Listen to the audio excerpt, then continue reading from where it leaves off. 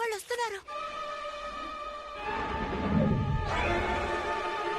వీల్లేదు.